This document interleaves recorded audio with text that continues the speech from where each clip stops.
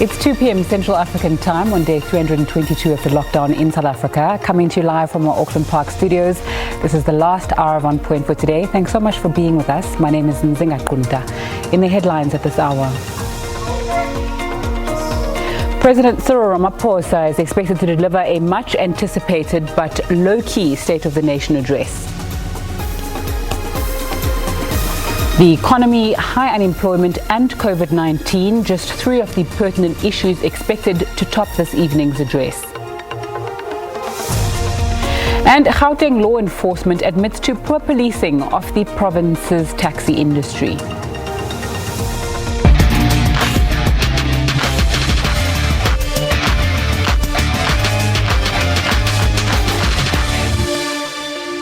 Good afternoon. Battling a pandemic, an economy on its knees, unemployment at record high levels, corruption and service delivery woes. Those are some of the issues likely to be highlighted when President Cyril Ramaphosa addresses the nation this evening. The State of the Nation address will be subdued, with all the pomp and ceremony cancelled due to the coronavirus pandemic. Several roads around Parliament will be closed. Only 50 people will be present in the National Assembly when Ramaphosa delivers his speech. Those include MPs, guests and media. Parliament says other members and guests will follow proceedings virtually. Right, let's go then to Cape Town, where our reporter Samkele Maseko is standing by in Parliament. A very good afternoon to you, Samkele. What's happening? At this point in time, Nzinga, it's very much subdued here in the Parliament, in the National Assembly. There's no hive of activity. It's very quiet, if one may say, with the heat scorching as it is. And it seems as if it's even more blistering hot in the kitchen for President Ramaphosa as he irons out his speech to the nation tonight in the State of the Nation address, particularly around the procurement of the vaccine, allegations of corruption that have taken place in the procurement of personal protective equipment, PPEs in the country, and especially with the controversy now around the expiry dates of the AstraZeneca vaccine that was purchased by government coming from India. I'm going to bring in IFP spokesperson Mkhuleko Hlengwa on the expectations as the IFP from President Cyril Ramaphosa's State of the Nation address this evening. Mr. Hlengwa, as the IFP, what are we expecting to hear from the President as he sold us a dream last year of a bullet train and a new smart city around Lansira, but he's got more imminent problems that the country is facing, which is the coronavirus and a tanking economy? Well, the IFP has compartmentalized the expectations into three. In the first instance, the President will, as we've already pointed out, have to deal very concretely, frankly and honestly, with the realities of the vaccine and the vaccination project, because there's been a series of blunders which do not inspire confidence, and we are heavily relying on the vaccination program to at least begin easing off the pressure and to stave off the extended lockdowns which have had a negative effect, particularly on the socio-economic outlook of the country. So he does have to clarify that. The second compartmentalization is that there are, of course, the COVID-19 related realities which you must deal with. We are in the middle of a pandemic. There's the lockdown and the consequences of that, and how they are going to actually ease the pressure on businesses in particular, and what innovative ways are being put in place to actually revive and resuscitate the economy. The third stream is that COVID is just but one of the problems the country has. COVID found us already on the back foot insofar as economic growth and development was concerned. The economy, for all intents and purposes, was on its knees and continues to be so. And the consequences of that, of course, have been the challenges about housing, the issues of jobs, and particularly for young people, and access to education and healthcare generally and specifically. So you're looking here at things that there's still schools with pit toilets. That has not ended just because there's COVID. Those are things which are a daily lived reality now. There's issues of gender-based violence which are happening now. So the President must be able then to deal with the competing priorities and challenges which are confronting South Africans without using COVID as an excuse, because if he does that, we run the risk of being unable to change the situation for the better. So we fundamentally believe that the president is not in a position tonight to present plans. He's had that opportunity before, and his manifesto of the ANC, which he was elected on, he should actually be implementing that, because that's why he was elected, and for us to hold him accountable to his own commitments. The lack of commitment to one's own commitments continues to be the hallmark of this administration and its collapse. Mr. Hlengwa, you bring a very important point of issues of housing and of transport. You are in government in the city of Johannesburg. You are in charge of housing, you are in charge of transport. The city is a pothole-infested area.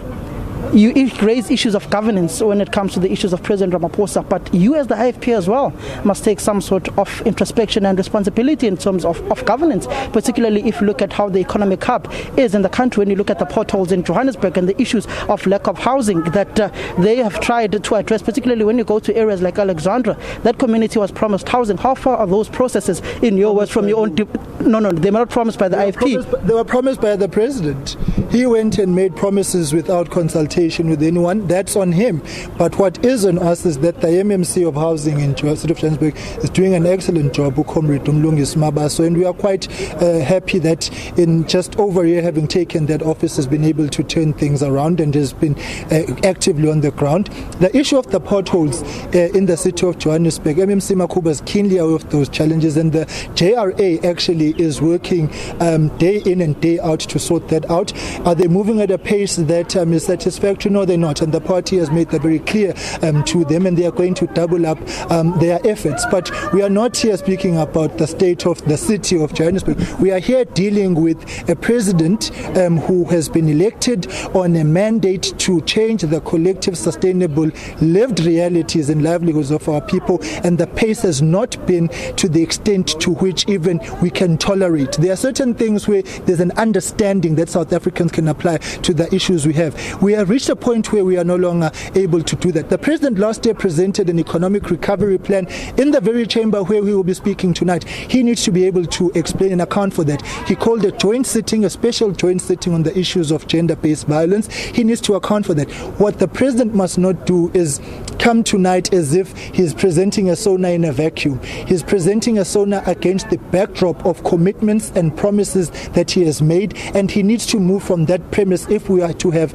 any confidence in his dreams. The final point that the IFP wants to make specifically on the issue of COVID-19 is that the president started off very well, calling meetings with opposition parties and talking to them. He has not done that in the recent past. He has abandoned that very noble outlook. We are a country at war with a serious pandemic, and he needs all of us to support him. We cannot support him if he keeps us away. We cannot be able to give guidance and advice through the media, through parliamentary talk. We need to have an honest and frank sit down as the political leadership of this country so that we can actually own this pandemic together to offer solutions. This is not something the president can do alone, and the IFP is reiterating that, Mr. President, you started off well. Let's go back to those basics. Mr. Hlengwa, you raised the issue of the coronavirus, particularly if you look at the second wave. It's been more devastating to, I don't want to racialize it, but to black communities. You look at how people are dying, particularly within the rural areas.